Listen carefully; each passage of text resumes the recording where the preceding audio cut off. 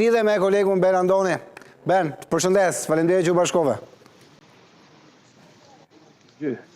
Ben, padyshim e pritshme gjithë kjo çfarë ndodhi, e pritshme që pas rezultatit, siç e tha kolegu Kosov Gjoci, gjithçka diej, thjesht u zvarrit për kaq kohë të gjatë dhe me drejt qytetarët janë të lodhur në Kosovë nga gjithë kjo dhe frika për mos dalë në zgjedhje është më së madhe, por datat 21-28 çfarë ndryshojnë për ty?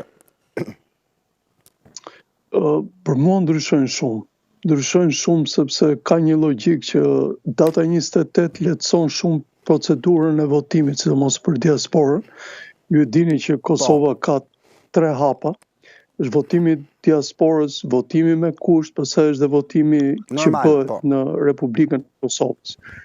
Dhe po mendoj që data 28 logjike është më shumë, pa çka se shikoj që gjithë pjesa e opozitës, përveç LDK-s do datën 21, që të paktën të lehtësoj peshën e madhe të KQZ-s Kosovës për të vendosur për verdiktin. Kosova është në limitet e çdo gjëje tani. Ju e dini që nga referimet për shkak të vonesave, për shkak të vakancave ka gati 200 milion euro thjesht prej kësaj pjesës që ata duhet të rakordonin tash në parlamentin e tyre, plus që buxheti ju e dini që vendos për parate buxhetorëve, njerëzve të cilët mbajnë shtetin dhe fillon nga mësuesi, nga mjeku, nga cili do që po e mban atë republikë në Kuris. Prandaj po them që do ishte mirë që të ishte zgjedhje, do ishin mirë të ishin datën 28, do ishte mirë që qytetari i Kosovës, pa çka lodhjes të jashtëzakonshme, të paktën të kishte një verdikt dhe mbi të gjitha politikanët e Kosovës të vinte momenti që të paktën të gjenin një modus jo bashkimi, po të paktën jo krize, të paktën deri në zgjedhjen e presidentes, që unë besoj që do kemi një krizë tjetër shumë të madhe. Ben, okay. E para që të kaloj qëndroj, po problemi është, okay, jam dakord me ty që duhet gjë një modus. Ata nuk e gjendën për 9 muaj. Ben, këtë modusin thjesht për ta shtyr deri për zgjedhjen e presidentit. Çfarë mendon që do t'i shty të ndërgjegjësohen në këtë moment?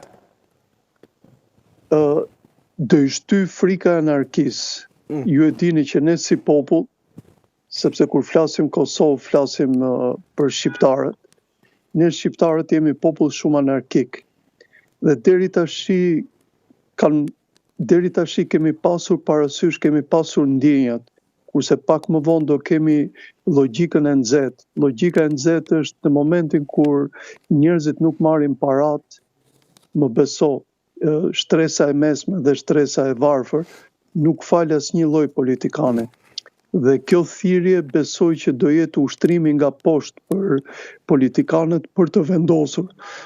Ju e dini që vetvendosja po luan shumë me këtë kartë, do me thënë që neve nuk i penguam në vitin 2020 kur Zoti Hoti, atëherë kryeministër i vendit, propozoi për buxhetin, dhe të paktën me këtë logjik duhet shkuar më pas, po do jetë vetvendosja që do drejtoj apo këtë nuk e dim.